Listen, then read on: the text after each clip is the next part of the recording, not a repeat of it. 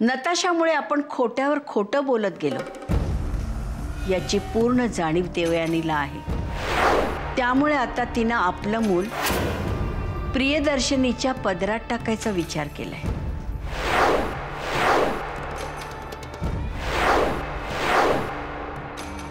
तिच्या समोर पदर पसरण्या एवढी वाईट वेळ अजून आमच्यावर आलेली नाही साईमा।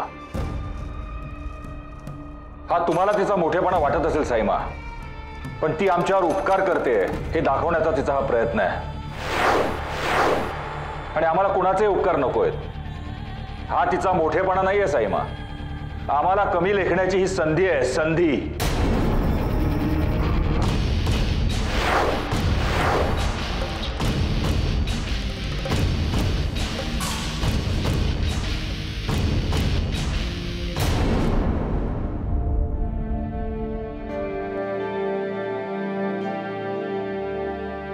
प्रिया वहिनींना वचन तर दिलंय, पण माझं बाळ त्यांना देण्याचा माझा निर्णय विक्रमला पटेल।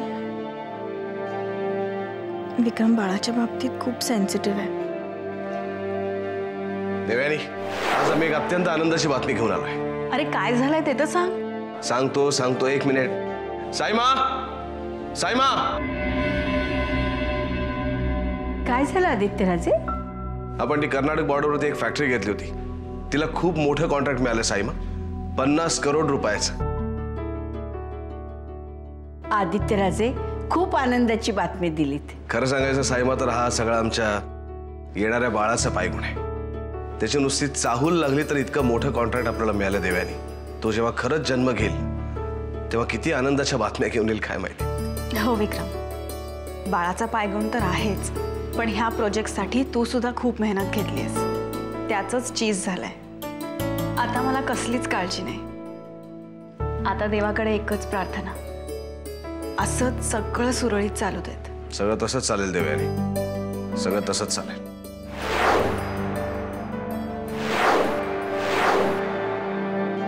आणि मी तर प्रिया वहिनींना शब्द दिलाय, विक्रमने जर माझं ऐकलंच नाही तर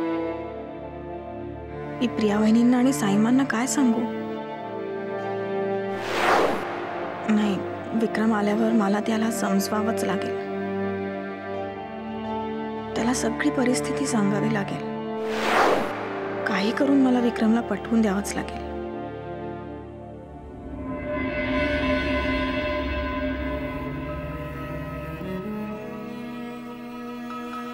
सो ही-मॅन, कसला विचार करतोयस? काय ही-मॅन?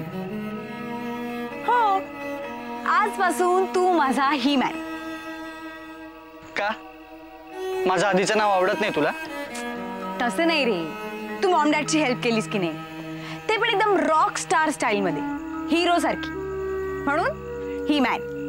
हो, मग हे सगळं ना माझ्या डॅडने सांगायचं आज जाऊन। पाहिलंच ना कसं ओरडले मला। ओरडले? अमोल, प्रेम होतं त्यांचं ते। हे असं ओरडून? कम ऑन डूड, तुझी काळजी करतात म्हणून तुला ओरडतात ना।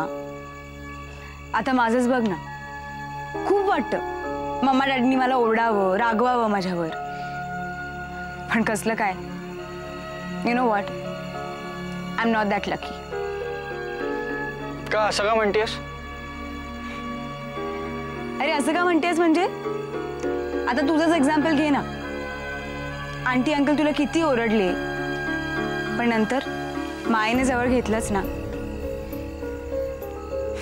मला सुद्धा फक्त हेच हवं होतं रे, तसं काही घडलंच नाही। ठीक आहे, नसेल घडलं, तू चांगली मुलगी आहेस किंवा तू त्यांना त्रास नसेल दिला ना, इट्स ओके। तुला माहितीये अमोल, मी याच्या एक्झॅक्टली ऑपोजिट वागले। खूप त्रास दिलाय त्यांना, खूप हैदोस घातलाय घरामध्ये, खूप हैराण केलंय त्यांना। का? तर त्यांनी मला ओरडावं म्हणून, माझ्यावर रागवावं म्हणून। काही उपयोग झाला नाही। तुला माहितीये, मला एकटीला टाकून दाईकडे ठेवून पार्टीला निघून जायचे आणि मी बावळट्यासारखी एकटीच रडत बसायची। अमोल, अंकल आंटीचं तुझ्यावर खूप प्रेम आहे म्हणून रागवतात तुझ्यावर। You have no idea, dude, how lucky you are.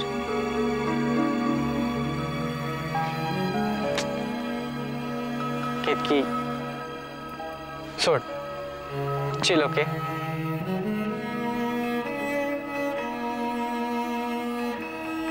Ketaki.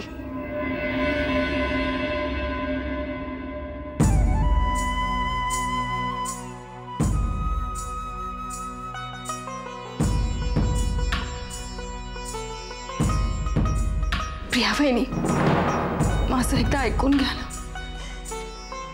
आम्ही तुझा निर्णय मान्य करावा हेच सांगायला आलीस ना तू देव, पण ते शक्य नाही. आणि हे बघ देव, प्लीज या बाबतीत आमचं मन वळवण्याचा प्रयत्न करू नकोस. वहिनी प्लीज, मी खूप विचार करून हा निर्णय घेतलाय आणि मला असं वाटतं की तुम्ही यावर एकदा विचार करा. तुमचं दुःख मला नाही बघवत आहे. तुम्ही याला संमती दिलीत ना तर सगळ्यांनाच आनंद होईल. नाही देव, ते शक्य नाही, शक्य नाही. आम्हाला या जन्मी शक्य होणार नाही ते. हे बघ देवयानी, आमचं दुःख, आमची तडफड, आमची तू खूप आवडतेस आम्हाला, जवळची वाटतेस म्हणून आमचं दुःख बोलकं केलं आम्ही तुझ्यापाशी. पण यापुढे कधीच नाही. आमचं दुःख आम्ही कोणासमोरही बोलणार नाही. सवय झाली आम्हाला आमचं दुःख पचवण्याची. आणि तुझं बाळ देवयानी, ते तुझं आहे का? फक्त तुझं.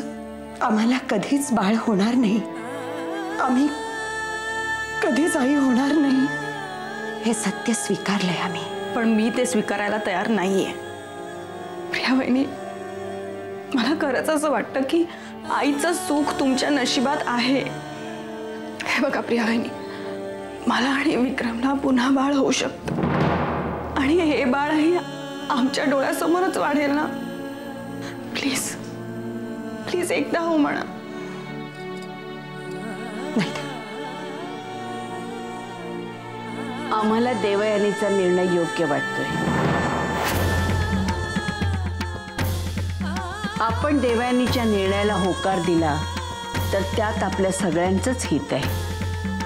तुम्हाला आईचं सुख मिळेल, आम्हाला घराण्याचा वारस मिळेल आणि तुम्हाला आनंदात बघून देवयानीला खूप बरं वाटेल. आम्हाला तरी हा निर्णय योग्य वाटतोय. आता आम्हाला प्रियदर्शनी तुमचं मत हवंय.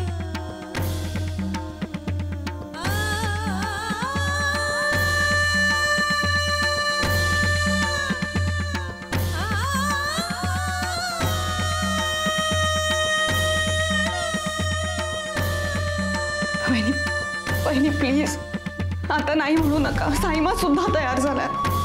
तुम्ही हो म्हणालात ना तर या घरात पुन्हा सुख येईल. सगळे आपण आनंदात राहू. वहिनी प्लीज प्लीज हो म्हणा.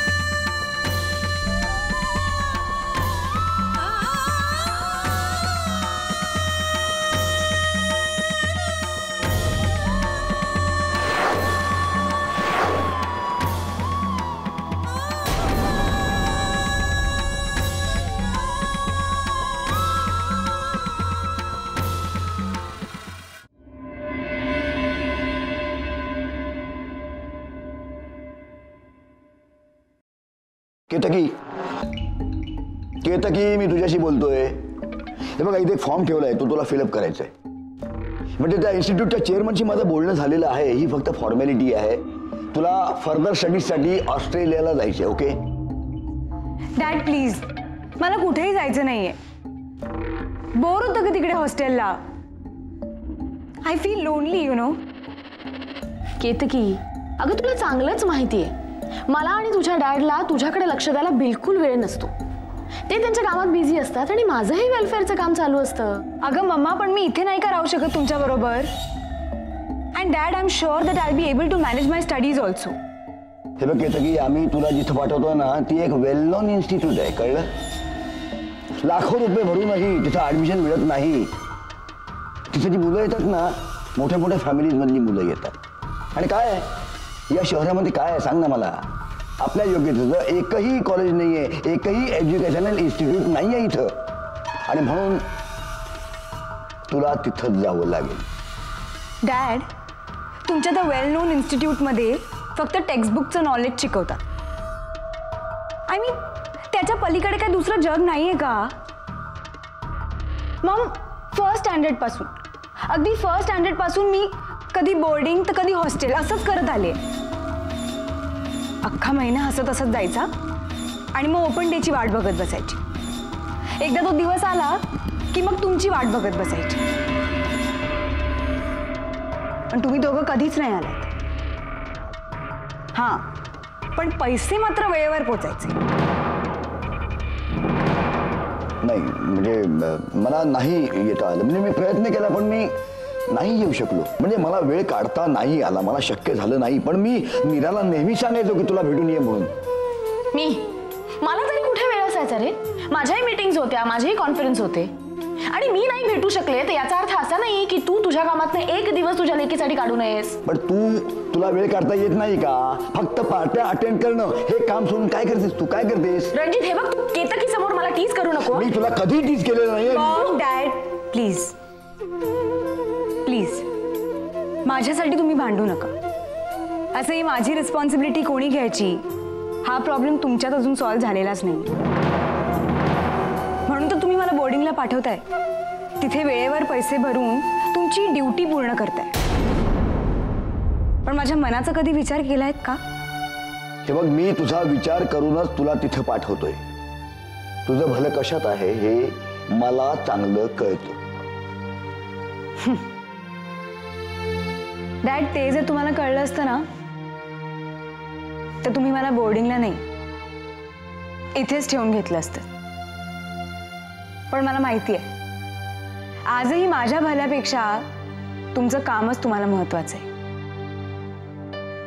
मी तुमची मुलगी असूनही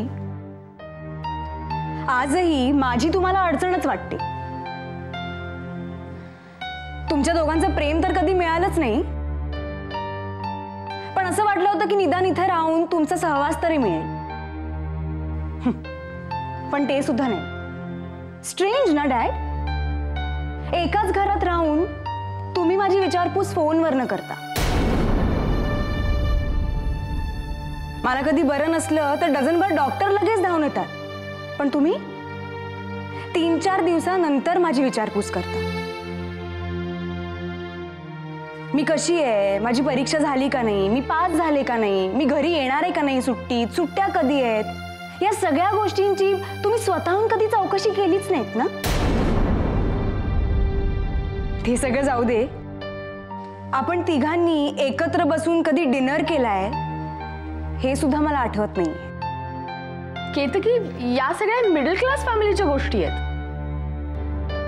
अगं, आम्ही तुझ्याकडे लक्ष दिलं नाही किंवा आम्ही तुझ्याशी बोललो नाही याचा अर्थ असा होत नाही की आपल्यामध्ये जे नातं आहे ते दुरावलं जाईल किंवा ते बदलेल. हे बघ केतकी, बी प्रॅक्टिकल. अगं, जग कुठे चाललंय आणि पहिल्यांदा हे खुळचट विचार डोक्यातनं काढून टाक बघू तू. अगं मामा, अशी काय करते?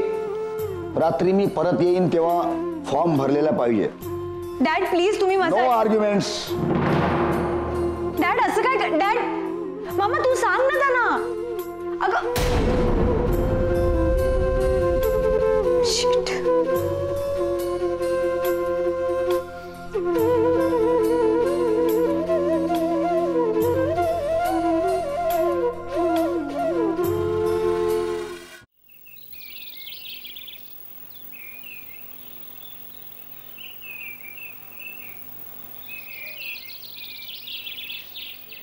हॅलो, कशी आहेस?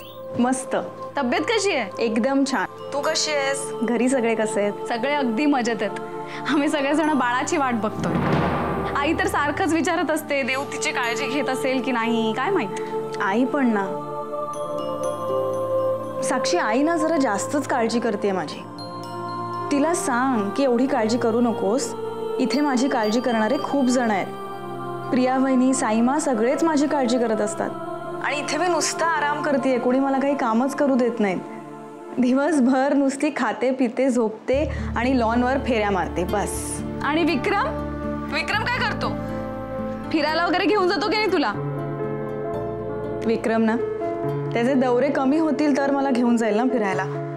आता सुद्धा कामासाठी गेलाच आहे बाहेर. पण तू त्याला जाऊच कशी देतेस? अरे, असा वागतो तो तुझ्याशी देव? बायकोवर प्रेम आहे की नाही त्याचं? हे काहीतरी बोलू नकोस हा. महत्वाचं काम होतं म्हणून गेला तो. बरं ते जाऊ दे, तुझं सांग कसं चाललंय. नताशाला शोधण्याचा प्रयत्न चालूच आहे. अजूनपर्यंत सापडलेली नाहीये ती. एनिवे, अजून किती दिवस लपून राहणार आहे माझ्यापासून? साक्षी तर जाऊ देत ना.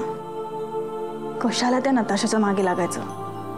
तिला जे हवं होतं ते तिने केलं ना, आणि माझं जे व्हायचं होतं तेही झालं.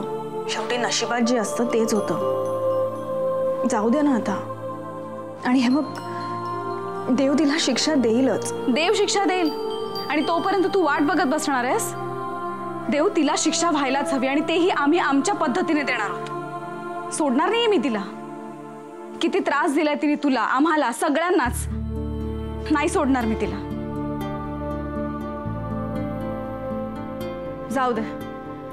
विक्रम परत आला की त्याला मला फोन करायला सांग. चांगला झापणार आहे मी त्याला. तुला सोडून जाऊच कसं शकतो तो? लवकर फोन करायला सांग त्याला मला. आणि तू कधी घरी येतेस? घरी ना आता विक्रम आला की मगच घरी येईन. इथे साईमा आणि प्रिया वहिनी मला एकटीला कुठेही पाठवायला तयार नाही आहे. बरं, ठेव फोन. हो. काळजी घे आणि स्वतःची. हो, आणि तूही आईची काळजी घे. ठीक आहे, बाय. बाय.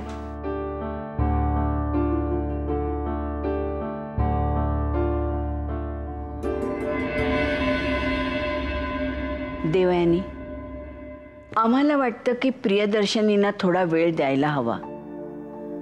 आत्ता त्या काहीही ऐकण्याच्या मनस्थितीत नाही आहेत, पण आमची खात्री आहे की त्यांना तुझा निर्णय नक्की पटेल. कोणत्या निर्णयावर विचार करताय तुम्ही साईमा?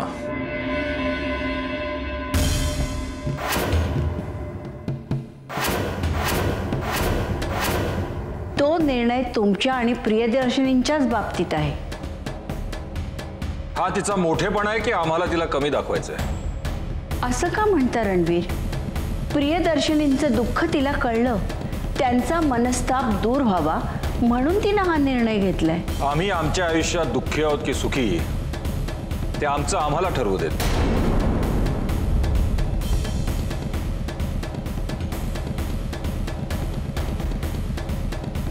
आमच्या आयुष्याचे निर्णय आम्हाला घेऊ देत. आम्हाला काय हवं आणि काय नको हे हिने ठरवायची गरज नाहीये. आणि हिच्या अशा साध्या भोळ्या चेहऱ्यावर जाऊ नका. प्रियदर्शनीला बाळ देण्यामागे सुद्धा हिचा काहीतरी हेतू नक्कीच असणार.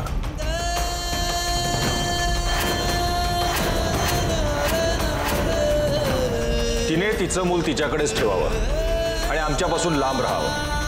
काय बोलताय तुम्ही? आणि तुम्हाला मूर्खपणा करायला कोणी सांगितलं? कुणीही काही सांगितलं की त्याचा स्वीकार करायचा? अहो, स्वतःचे निर्णय घेण्याची कुवत आहे की नाही तुमच्यात? आम्ही देवयानीच्या निर्णयाचा स्वीकार केलेला नाही रणवीर राजे. आमचं मत सुद्धा आम्हाला न विचारता आमच्यावर चिडण्याची तुम्हाला काही गरज नाही. झालंय का तुम्हाला इतकं संतापायला? आम्ही तर म्हणतो देवयानीचं बाळ स्वीकारायचं नाही हा आपला निर्णय झाला. हे वैयक्तिक आपलं मत झालं, पण निदान माणुसकीच्या नात्यानं देवयानीच्या मनाच्या मोठेपणाचा, तिच्या भावनांचा आपण आदर करायला नको? हिच्या मूर्खपणाला तुम्ही भावना म्हणत असाल, पण आम्ही मूर्खपणाच म्हणतो. आम्हाला नाही पटत आपलं बोलणं रणवीर राजे. बस, आम्हाला काही ऐकायचं नाही. तिचं बाळ घेण्याचा निर्णय आम्हाला मान्य नाही. तुम्ही हा निर्णय अमान्य करणारे कोण आहात?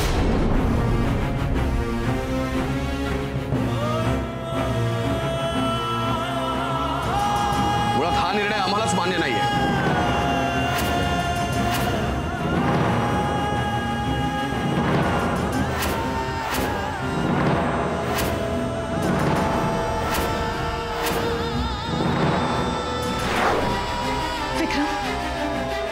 बस,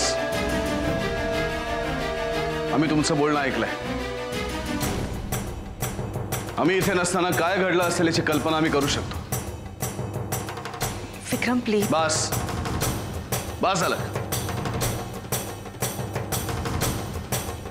आम्हाला आता कोणाचं काही ऐकायचं नाही.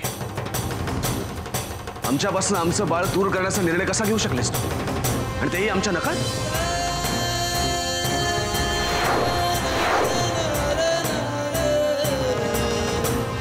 रणवीरराजे, देवयानीचा निर्णय अंतिम नाही. आमच्या बाळावर आमचाही तेवढाच हक्क आहे. त्यामुळे आम्ही ते तुम्हाला देऊ या भ्रमात तुम्ही राहू नका.